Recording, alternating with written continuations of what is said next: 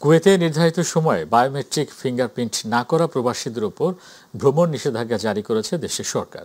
প্রতিনিধি আল আমিন রানা জানান, কুয়েত সরকার সম্প্রতি ঘোষণা করেছে এখন থেকে দেশ ত্যাগের আগে সব যাত্রীকে বাধ্যতামূলকভাবে বায়োমেট্রিক ফিঙ্গারপ্রিন্ট দিতে হবে।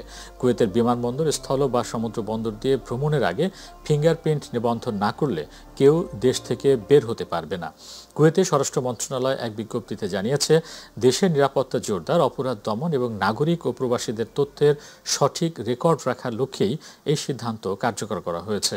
কুয়েত কর্তৃপক্ষ আরও জানিয়েছে, এই নতুন নীতির লক্ষ্য হল সীমান্ত নিরাপত্তা ব্যবস্থা আরও শক্তিশালী করা, অবৈধ প্রবেশ ও পাসপোর্ট জালিয়াতি রোধ করা এবং যাত্রী সঞ্চালন ব্যবস্থাকে প্রযুক্তি নির্ভরভাবে আধুনিক করা।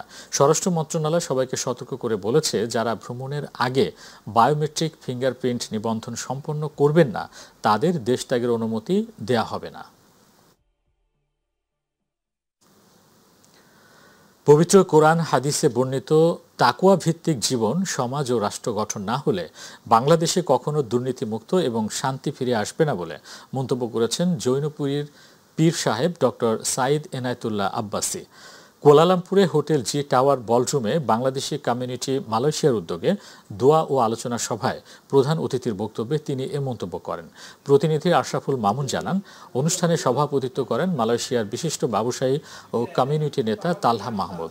বিশেষ অতিথি ছিলেন বিশিষ্ট ব্যবসায়ী ও কমিউনিটির নেতা Mohammad Shakhawat Hossain, Dato Abdul Jalil Liton, doctor S M Rahman Tanu, doctor Waliullah Zahid, Mohammad Kazi Salauddin Ahmed, Mohammad Mirza Salauddin, Mohammad Abdur Rahim Bhuiyan, BM Niaz Mahmud Nipu, Mohammad Didar Sarkar ও বিএম রাসেল রানা সহ আরও অনেকে।